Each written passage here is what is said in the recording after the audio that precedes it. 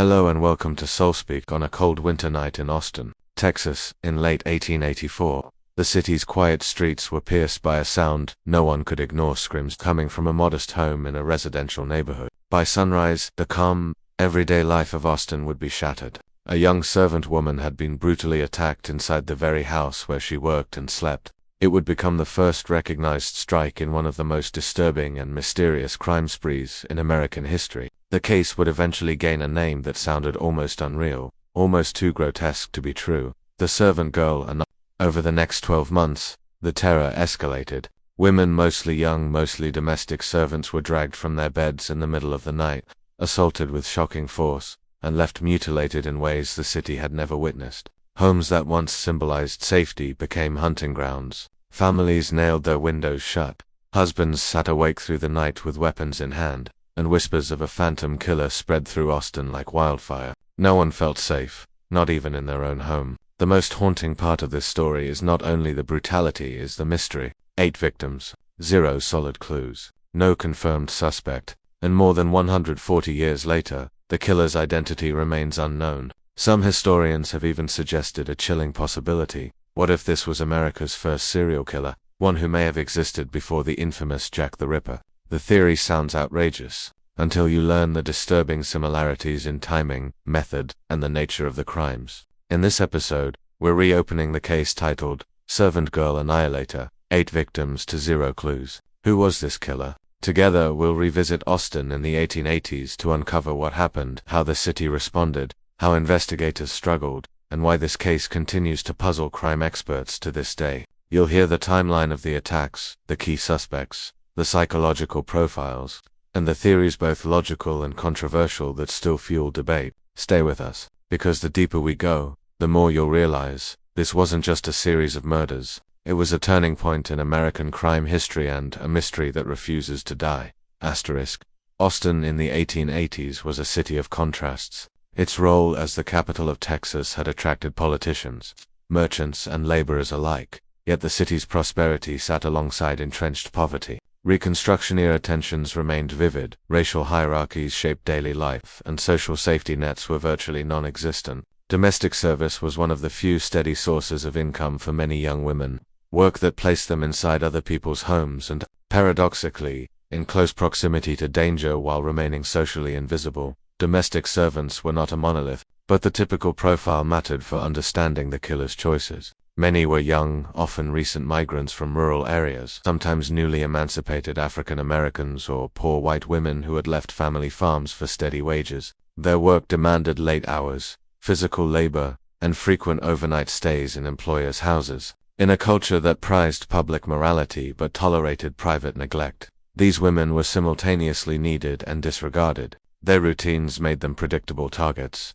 Neighborhood geography amplified vulnerability. Working-class districts in East Austin featured modest wooden homes set close together, with windows left open for ventilation and thin walls offering little privacy. The streets were poorly lit, policing was uneven, and neighbors often hesitated to intervene in what they considered private domestic matters. The layout of the city: crowded houses, open windows, and nighttime quiet created opportunity. A predator who understood these rhythms could move through the shadows with minimal risk of detection. The victims' relationships to their employers and families also help explain why the crimes initially produced limited leads. Many victims lived in the homes of strangers. Their social networks were fragmented across service and family obligations. Employers, often of higher social standing, sometimes hesitated to draw attention to scandalous incidents that might damage reputations. Family members, lacking influence, struggled to force thorough investigations. In short, the social position of the victims constrained both the speed and intensity of searches,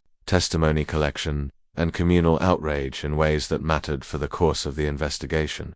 Profiles of suspects that surfaced at the time often reflected local anxieties more than hard evidence. Transient laborers, night watchmen, and local odd-job men were obvious targets of suspicion because they moved through neighborhoods unnoticed and had irregular work hours. Certain arrests followed from rumor and scant circumstantial signs and acts found near a scene.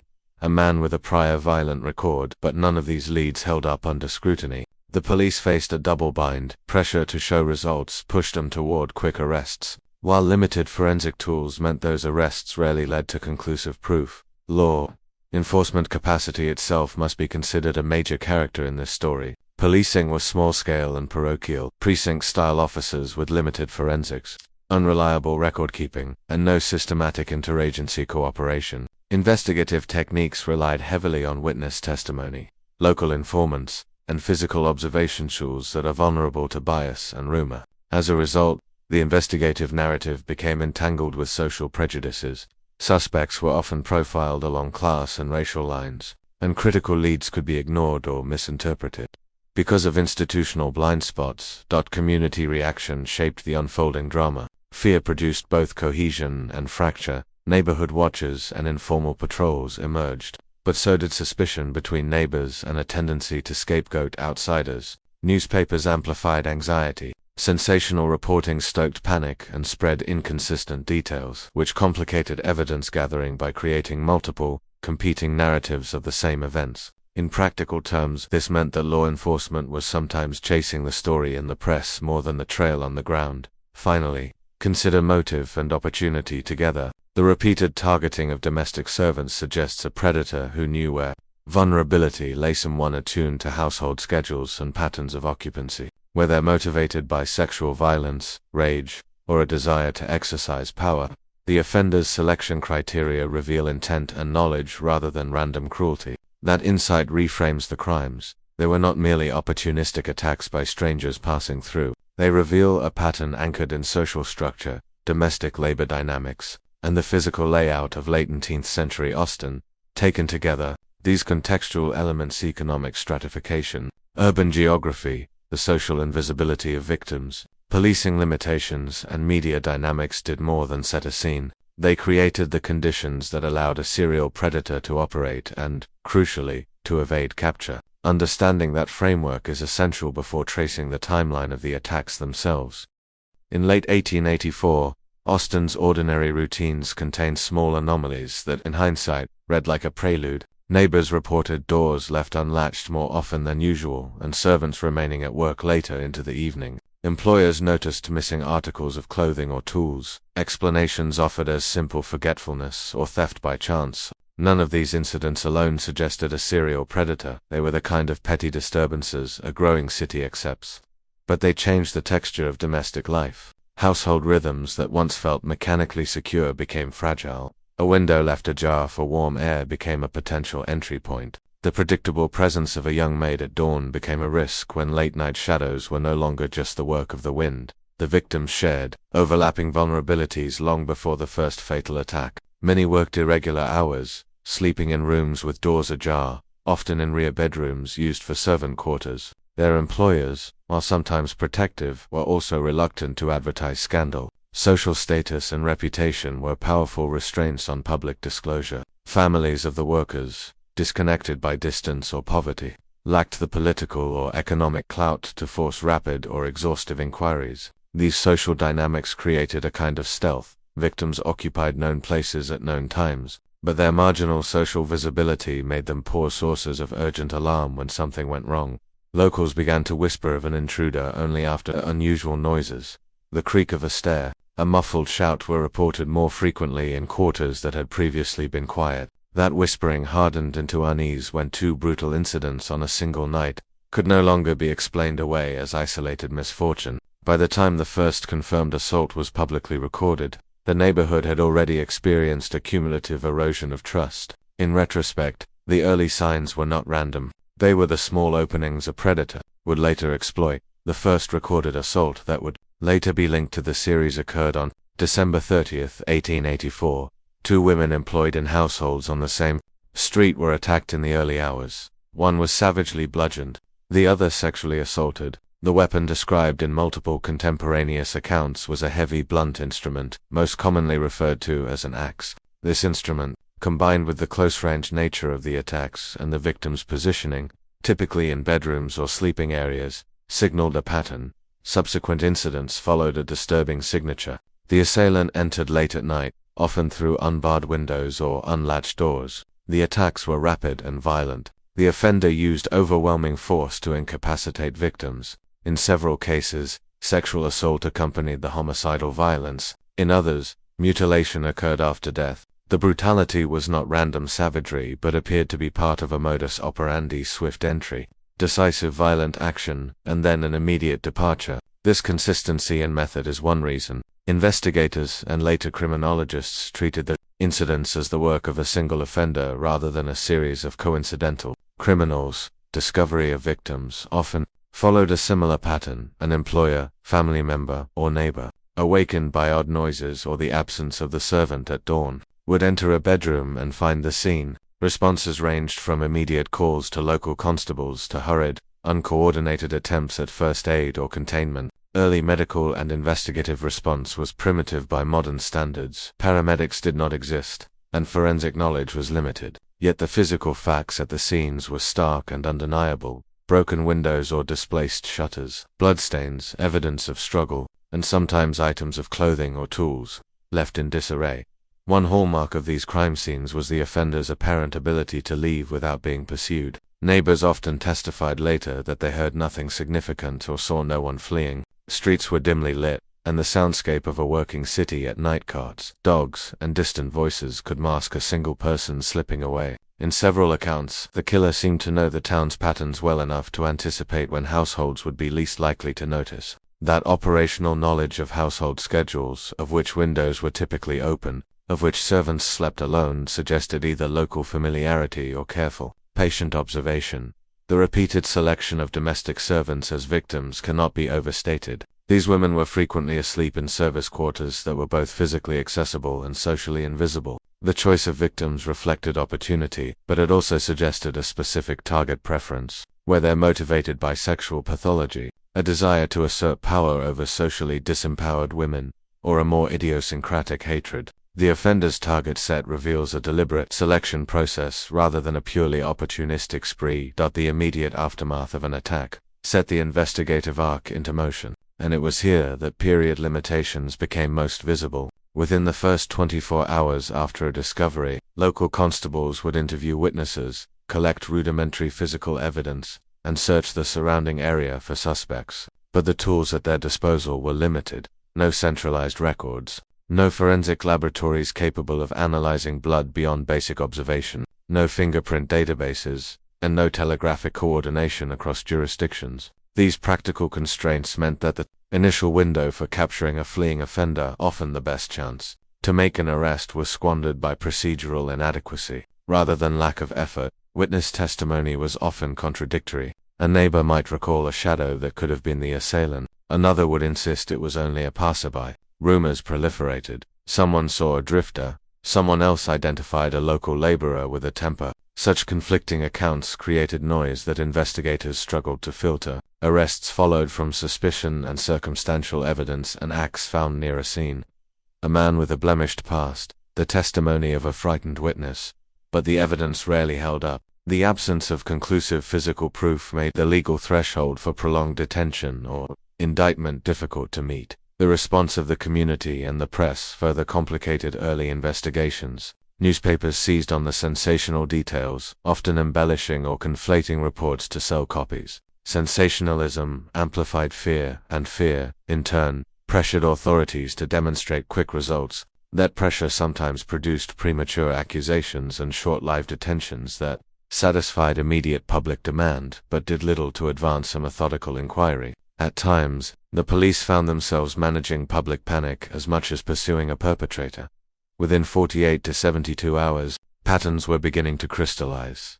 Similarities in weapon, victim profile, and method suggested a serial offender, yet the lack of identifying evidence, no distinctive footwear impressions, no reliable eyewitness descriptions, and no recovered items conclusively linked to a single individual left an investigative vacuum. Detectives could speculate about motive and opportunity, and they could piece together probable routes of flight, but they could not produce the kind of conclusive linkage modern audiences expect. As attacks continued, the killer's apparent ease of evasion intensified both terror and frustration. The pattern of rapid, nocturnal strikes forced residents to modify behavior. Windows were barred, night watches organized, and some households even moved servants to different sleeping quarters. These adaptations reduced opportunities temporarily but did not eliminate the risk. The offender adjusted as well, sometimes altering times, sometimes focusing on slightly different neighborhoods, and the cycle of fear persisted. Investigators realized that traditional approaches were not enough. They attempted stakeouts, increased patrols, and questioned transient populations, but the constraints of the era, poor lighting, limited mobility, and fractured record-keeping made a decisive capture unlikely. The result was a sustained period in which communities lived under siege and law enforcement alternated between visible action and private helplessness. Taken together, the three acts show how a serial predator exploited both physical and social vulnerabilities: the layout of working-class neighborhoods, the domestic routines of servant labor, and systematic investigative limitations of the time. The crimes were not isolated aberrations but a coherent series with a consistent signature, a fact that should have helped capture the offender. Yet the same social and technical constraints that produced opportunity also created a near insurmountable barrier to identification. Understanding this timeline, the small signs, the methodical violence, and the confused, frustrated response in the first critical days is essential before moving on to a deeper analysis of investigative missteps, suspect profiles, and the long shadow the case left over Austin. When the attacks first drew public attention, Austin's investigators confronted a problem that was as much institutional as it was criminal. They lacked the tools and the organizational capacity to treat a series of violent incidents as the work of a single, mobile offender. Local constables, city police, and county officials were the principal actors. There was no federal investigative body with the reach and scientific support that modern audiences expect. Coroners, local physicians, and ad hoc detectives filled gaps as best they could, but their methods reflected the limits of late 19th century policing, heavy on observation and testimony, light on systematic scientific proof. From the outset, physical evidence existed but rarely translated into conclusive leads. Crime scenes produced the raw materials investigators wanted: blood, disturbed bedding, broken window pane, and occasionally a blunt instrument left nearby, but the forensic toolkit of the era offered only rudimentary analysis. Blood could be observed and noted, wounds could be described by physicians, but there were no reliable laboratory techniques to link biological material to a specific person. The discovery of a blood-stained axe near one scene generated immediate interest and, for a time, hope that it might identify the assailant. Practical constraints: chain of custody, contamination at scene, and absence of comparative methods meant that the axe could be used to justify suspicion, but not proof. Witness testimony formed the backbone of early investigative efforts, and here the record became noisy and contradictory. Neighbors reported strange figures, late-night footsteps, or unidentified visitors. Employers supplied accounts of missing items and late returns. Service workers offered recollections of unsettling encounters. Yet fear, rumor, and the imperfect memory of frightened witnesses made it difficult to separate reliable observation from speculation. Some witnesses contradicted one another, others recanted when public pressure intensified. The effect was to create multiple competing narratives that distracted investigators and stretched scarce resources thin. Investigators repeatedly chased circumstantial leads. Transient laborers who moved through Austin for short stints were natural suspects. They matched a profile of mobility and anonymity. Local men with temper or criminal records were arrested on thin evidence in order to appease outraged citizens and placate an insistent press. In at least one notable arrest, a local laborer seen as suspicious for previous violent behavior was detained and questioned, but eventually released for lack of conclusive linkage. These arrests did little to resolve the core problem. The physical evidence that might decisively tie a person to multiple scenes simply did not exist in a usable form. Media dynamics amplified investigative difficulties. Newspapers competed for readers by publishing sensational accounts, speculative theories, and hearsay alongside factual reporting. Sensational headlines increased public panic and pushed authorities toward immediate, visible action. The result was a cyclical distortion. Press reports generated leads often unreliable, which produced arrests or search efforts, which the press then covered in breathless detail, further skewing public perception. Investigators sometimes found themselves responding to the story in the papers rather than following a disciplined, evidence-based path. Police procedure and record-keeping, taken for granted, were inconsistent. There was no centralized database to cross-reference suspects, no standardized method for preserving or documenting a scene, and no systematic interjurisdictional communication. A suspect detained in one district might be unknown to officers in another. A witness statement might be logged in a ledger and then lost to the next change of personnel. This procedural fragmentation reduced the probability that seemingly disparate clues, an item of clothing here, a footprint there, a repeated sighting across neighborhoods, could be synthesized into a coherent case. Errors of interpretation and bias also influenced the course of inquiry. Racial and class prejudices of the era shaped both who was assumed suspicious and whose testimony was given weight. Many victims came from marginalized communities, and that social invisibility translated into weaker advocacy for exhaustive investigatory follow-up. Conversely, working class and transient populations were often the immediate focus of suspicion. These biases were not merely moral failings. They directly affected investigative choices: who to interrogate intensively, which leads to prioritize, and which allegations to discount. Against this backdrop of scarce science and social bias, a handful of more technical attempts at detection emerged, albeit without the precision available now. Coroner's inquests tried to establish cause and time of death. Local physicians provided wound descriptions that could suggest how an attack had been carried out and possibly what kind of weapon was used. Footwear impressions or distinctive marks on boards and windowsills were noted in some cases, yet without a capacity to match impressions to a definitive source or to analyze biological traces microscopically in a way that would survive courtroom scrutiny. These observations often remained suggestive rather than conclusive. The investigation was punctuated by moments that looked for all the world like breakthroughs, but ultimately proved ambiguous. The discovery of an axe, the identification of a suspicious man with a temper, or the testimony of a witness who believed he'd seen someone fleeing at odd hours, each offered a provisional narrative. Each of these breakthroughs prompted searches, dissensions, and temporary public relief, but none produced the conclusive linkage necessary to end the spree. In effect, the investigative process generated a great deal of short-term activity without producing long-term closure at times. Local officers attempted stakeouts and increased night patrols in targeted neighborhoods. Residents organized watches and sometimes accompanied constables. These measures had mixed results. In some instances, they disrupted opportunities for the assailant and may have temporarily reduced attacks in a given area. In others, the perpetrator simply shifted location or timing. The adaptability of the offender changing neighborhoods, altering times, and exploiting new openings compounded policing challenges. The asymmetry of knowledge favored the attacker. He needed only to know one neighborhood's rhythms to maintain freedom of movement across many.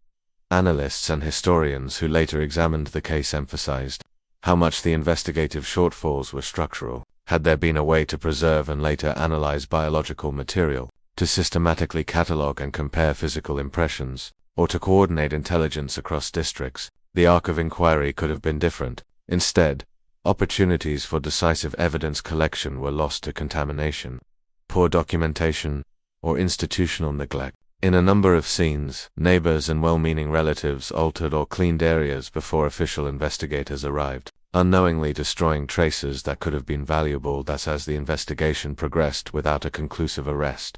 Public trust and authorities frayed. Community members voiced frustration at perceived investigative lethargy, and some local leaders criticized police for either incompetence or indifference. That criticism fed back into the press and public discourse, making calm, methodical work more difficult. Law enforcement was under pressure to produce results quickly. That pressure sometimes incentivized hasty based on rumor rather than careful evidentiary assessment only. In later decades, when forensic science advanced, did commentators begin to sketch possibilities that were previously unimaginable. The absence of preserved, testable biological samples made a modern forensic cold case approach unlikely in many instances, yet the presence of consistent modus operandi, patterns, weapon type, entry method, victim selection remained a crucial inferential tool for criminologists and historians, seeking to determine whether a single offender acted across the cases. Scholarly work re-examining timelines, victimology,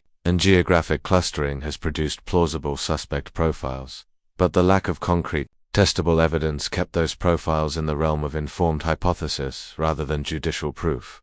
In sum, the investigation into the Servant Girl Annihilator combined earnest local effort with systemic limitations. Physical evidence existed, witness accounts were plentiful, and occasional items like the purported blood-stained axe offered tantalizing threads. Yet the era's forensic limits, procedural fragmentation, media sensationalism, and social biases converged to make those threads insufficient to produce a definitive arrest or conviction. The case thereby illustrates how the absence of reliable scientific linkage and coherent institutional response can let a pattern of violent crime remain unsolved, creating a legacy of fear and unanswered questions that endured long after the immediate terror subsided. When a case leaves behind 8 victims, a terrified city, and a name that echoes through American true crime history, most people assume the story ends in a courtroom with a trial, a verdict, and some measure of justice. But the Servant Girl Annihilator case never reached that point. There was no dramatic cross-examination, no battle between prosecution and defense, no verdict to bring closure. Instead, the absence of a trial became one of the most defining and disturbing aspects of the case. Understanding why that happened is crucial to understanding the legacy of the murders. To begin, the legal system in Texas in the 1880s was fragmented. Policing, investigation, and prosecution were largely localized and small-scale operations. Without a suspect formally charged with the murders, prosecutors had nothing to build a case on, no defendant to indict, no witness testimony strong enough to sustain prosecution, and no forensic evidence that could stand as proof. The concept of a modern criminal trial with forensic experts and scientific testimony simply did not exist. Cases relied heavily on eyewitness accounts, confessions, or concrete physical evidence that could obviously tie the accused to the crime. In this case, none of those existed in a usable form. Trials require defendants, and the single greatest barrier to prosecution in this case was clear. No individual was ever credibly identified as the killer. While several men were detained temporarily, none were charged directly with the murders. Without a primary suspect, the justice system could not advance to prosecution, and so the legal machinery never activated. The chain stopped at the threshold of the courthouse. There were moments when authorities believed they had a suspect strong enough to pursue a legal case. One notable arrest involved a local man known for a violent temper and trouble with the law. He was held for questioning and examined for possible connections to the crimes, but the arrest never evolved into a formal indictment. The evidence, built on circumstantial observations and community suspicion, collapsed quickly under scrutiny. No direct link could be established between the suspect and the crime scenes, not through testimony, not through physical evidence, and not through motive. Within weeks, the case against him dissolved. Other arrests were even weaker: intoxicated vagrants, men seen wandering, or individuals with criminal pasts unrelated to the murders. These detentions served more to calm public outrage temporarily than to advance a real legal strategy. Without solid evidence, prosecutors refused to move forward. They knew a failed trial would not only free the accused but also set a precedent that could weaken future attempts. A critical, often uncomfortable element of this case lies in the social status of the victims. Most were domestic servants, economically and socially marginalized. Their vulnerability in life extended into the legal process after their deaths. The families of the victims lacked political influence, and the employers, often socially prominent, hesitated to push aggressively for public trials that would draw scandalous attention to their households. This social dynamic diluted pressure for prosecution.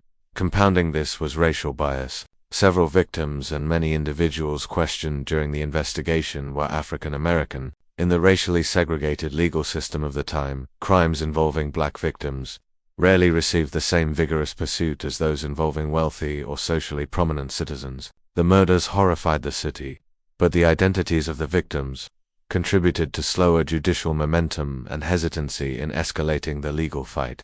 Even if authorities had forced a suspect into court, the likelihood of conviction was slim. Trials in the 1880s relied almost entirely on eyewitness identification, confessions, physical items conclusively tied to the accused. None of these were present. Witnesses offered inconsistent descriptions. There were no confessions. Physical evidence was contaminated or inconclusive. A skilled defense attorney would have dismantled the prosecution's case in minutes, arguing that the accusations were speculative and unsupported by proof. Prosecutors were aware of this. Bringing a weak case to court risked not only acquittal but also public humiliation for law enforcement and the courts. The absence of forensic science was the final blow. Fingerprinting had not yet been adopted. Blood analysis was primitive. There was no DNA, no trace analysis, no scientific method to prove the same person committed each murder. Even the idea of linking crimes as the work of a serial killer was not legally recognized. Without the concept of serial criminality, prosecutors would have had to treat each murder as a separate case. multiplying the difficulty tenfold. With no courtroom trial, the case shifted into the court of public opinion. Newspapers, gossip, and speculation filled the void left by legal silence. Rumors of suspects, false confessions, and sensationalized reporting shaped the narrative more than factual evidence. Public frustration grew as citizens demanded justice, yet no names were formally charged. The lack of legal progress contributed to deep distrust of authorities, and people questioned whether the killer was protected, overlooked, or simply too clever for the law of the time. By the late 1880s, the killings abruptly stopped, with no new crimes to investigate, no suspect in custody, and no evidence capable of sustaining prosecution. The legal pursuit dissolved quietly. The city moved on because it had no other choice. Families buried their dead, newspapers shifted to new headlines, and history began to bury the case just as deeply as the victims. In a tragic reversal of what justice should represent, the verdict in this case became silence, without a trial, without a defendant, and without a formal legal record of accountability. Austin was left with trauma instead of truth. The justice system did not fail in one dramatic final moment. It failed slowly, by never arriving at the courthouse steps. One of the reasons this case remains so haunting is not only because the killer was never caught, but because it exposes how fragile early criminal justice systems were, and how easily a creditor could exploit those weaknesses. To understand the long-term impact of the Servant Girl Annihilator murders, it's essential to examine the crime through a professional lens: psychology, legal limitations, investigative gaps, and what might have prevented the tragedy in the first place. From a psychological standpoint, the offender showed a clear pattern of intention rather than impulsive violence. His victim selection was consistent: young domestic servants, marginalized by their social status, sleeping in isolated quarters. This pattern suggests a motive rooted in dominance and control. He chose victims who were easy to overpower and unlikely to trigger swift public outrage, indicating a calculated mindset rather than random brutality. The level of violence, including severe bludgeoning, post-mortem mutilation in some cases, and the presence of sexual elements, suggests a sexually sadistic offender, someone who derived gratification from power, fear, and the physical destruction of his victims. His ability to approach silently, strike quickly, and vanish points to planning, familiarity with the neighborhoods, and comfort navigating the environment at night. That this combination of traits aligns with what modern profiling would classify as an organized but volatile offender, methodical enough to plan, but emotionally driven enough to leave chaotic or incomplete crime scenes. He was not a drifter improvising violence. He understood households, routines of domestic staff, and the physical layout of homes, strongly suggesting a local resident or someone who spent significant time within the community, although no trial ever happened. Analyzing the legal context explains why justice never reached the courthouse. In the 1880s, the legal system relied heavily on eyewitness testimony, confessions, or unmistakable physical proof, none of which existed here. Fingerprinting was not yet in use. Forensic science was rudimentary, and there was no legal concept of serial killer to connect multiple cases as one continuous criminal pattern. Each murder was treated almost as an isolated incident rather than a linked series requiring a unified legal strategy. Even if a suspect had been formally accused, prosecutors would have struggled to prove guilt beyond a reasonable doubt. With contaminated or poorly preserved evidence, contradictory witness accounts, and no scientific method to tie a suspect to multiple scenes, a defense lawyer could dismantle the case quickly. In that legal era, bringing a weak case to trial risked not only acquittal, but public humiliation for the justice system, another reason authorities hesitated to prosecute without airtight proof. Several investigative failures stemmed not from negligence, but from the era's limitations. Crime scenes were rarely secured. Neighbors, curious onlookers, and even family members would enter rooms before investigators arrived, unintentionally destroying valuable evidence. Record-keeping was inconsistent, meaning potential clues, footprints, blood patterns, or items left behind were not properly logged or compared across cases. Bias also influenced the direction of the investigation. Because many victims were domestic workers, some of them black, others poor, authorities did not mobilize resources with the urgency seen in cases involving wealthier or socially prominent victims. Suspects were often chosen based on class or racial stereotypes rather than evidence. Arrests made to calm public pressure diverted attention from more objective lines of inquiry.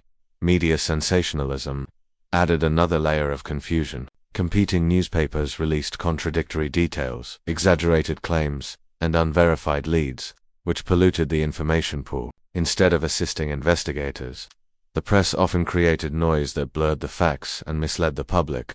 Looking through a modern lens, several preventative measures become clear. Improving the living and working conditions of domestic servants, particularly eliminating the need to sleep alone in detached or poorly secured rooms, would have reduced vulnerability. Better street lighting and nighttime patrols would have limited the killer's freedom of movement. From a legal standpoint, standardized evidence collection, inter-district communication, and early investment in forensic methods could have transformed the case. Even simple protocols such as preserving footprints or cataloging similarities across crime scenes might have created investigative breakthroughs socially. Empowering marginalized workers to report harassment or danger without fear of job loss or judgment could have surfaced red flags earlier. The victims lived in silence, and silence is what allowed the killer room to act. Expert analysis reveals that this case wasn't unsolved because the killer was supernaturally clever. It remained unsolved because every system surrounding the victims, social, legal, investigative, was too underdeveloped to stop him. He didn't just exploit individuals, he exploited an era, and that is the true tragedy behind the Servant Girl Annihilator story. Justice never arrived, not because no one sought it, but because the tools to deliver it did not yet exist. The Servant Girl Annihilator murders did more than terrify a city for a year. They reshaped Austin's understanding of safety, justice, and community. When the attacks ended, the physical wounds healed slowly, but the psychological scars lingered. Residents who once left doors unlocked at night learned to fear the darkness. Families that trusted their neighborhoods began to view strangers with suspicion, and domestic workers, already among the most vulnerable members of society, carried a lasting sense of being unprotected and unheard. The lasting impact on local society was profound. In the immediate years that followed, Austin changed its nightly rhythms. Households reinforced doors and windows, neighbors watched over one another more closely, and discussions about policing and community protection became part of public life. Although the term serial killer didn't exist at the time, people intuitively recognized that the crimes were not isolated, that a single predator had slipped through the cracks of a system unequipped to stop him. That realization planted the early seeds of what would later become modern criminal investigation frameworks. Transitioning from fear to reflection, the case offers several lessons that extend beyond the era. First is the lesson of visibility and value of every life. The victims were women in domestic service overlooked by society, marginalized in the social hierarchy, and given little voice. Their vulnerability was not just physical, it was systemic. One of the most powerful messages of this case is the responsibility societies have to protect those who are most easily forgotten. When a community values certain lives less, it creates shadowed spaces where violence can grow unnoticed. Second, the case underscores the importance of advancement in law enforcement and forensic science. The lack of technology and standardized investigative procedures made justice nearly impossible. Today, cases like this emphasize why evidence preservation, forensic analysis, and interagency cooperation matter. Had these tools existed, the truth might not have been lost. This is a reminder to modern audiences. Scientific progress in policing is not just about solving crimes, it's about giving victims the dignity of truth. Third is a lesson about community awareness and responsibility. Safety is not only a function of police presence, but of collective vigilance. The murders stopped not because the killer was caught, but because communities adapted and watched out for one another. It should not take tragedy to inspire that unity. When individuals speak up, share concerns, and refuse to ignore suspicious behavior, they become a front line of prevention. Finally, as true crime storytellers and consumers, there is a moral dimension that must be acknowledged. It is important to remember that the goal of revisiting these stories is not to sensationalize violence or romanticize the criminal. The purpose is to learn, reflect, and honor the victims. Every victim in this case was a real person with fears, hopes, and families who mourned them. Their story deserves to be told with empathy, accuracy, and dignity.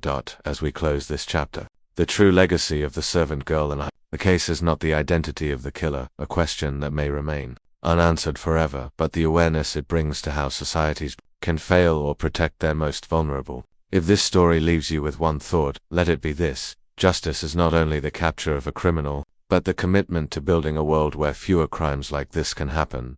because the greatest way to honor victims is not through fear of the past, but through the choices we make today to be vigilant, compassionate, and unwilling to let silence become the shelter where evil thrives. Asterisk. As we reach the end of this case, one thing becomes clear: the story of the Servant Girl Annihilator is more than a sequence of unsolved crimes. It is a reflection of a society unprepared, a justice system unequipped, and a community forever changed. The murders may have taken place nearly 140 years ago, but their echoes continue to shape how we talk about public safety, marginalized voices, and the responsibility we share in protecting one another.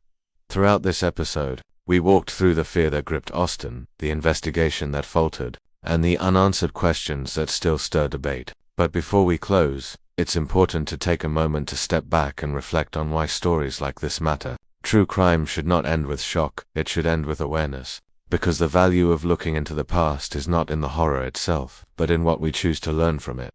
So now I'd like to turn the focus to you. After hearing the full story, the crimes, the investigation, the failures, and the legacy, what do you think was the crucial factor that left this case unsolved? Was it the lack of forensic science, the social prejudice that silenced the victims and slowed the urgency of justice? Or was the killer simply too methodical and too far ahead of his time? There is no single answer, and that's why your perspective matters. Share your thoughts in the comments below, not just as a reaction, but as part of a broader conversation about justice and accountability. Before we move on, a gentle reminder: when discussing true crime, especially cases involving real victims and generational trauma, let's keep empathy at the center. These women were not characters in a thriller. They were human beings who deserved safety, dignity, and justice. Our goal in revisiting their story is not to sensationalize the darkness, but to honor their memory, understand the failures that left them unprotected, and make sure history does not repeat itself. If this episode made you think, and you'd like to explore more cases that reveal how society, law, and human psychology intersect, don't leave just yet. We have an entire series dedicated to cold cases and overlooked crimes that shaped forensic science and criminal profiling as we know it today. A great follow-up to this episode is our video When Forensics Changed the Case, where we dive into real cases that were solved decades later, thanks to breakthroughs that didn't exist in the 1880s. It adds powerful context to everything you heard today. If you found value in this episode, consider giving it a like, not for the sake of numbers, but because engagement helps the algorithm push thoughtful, respectful true crime content instead of sensationalized media. Subscribe to SoulSpeak and turn on notifications so you don't miss the next case we uncover. We release episodes that go beyond storytelling. We analyze, reflect, and bring humanity back into true crime.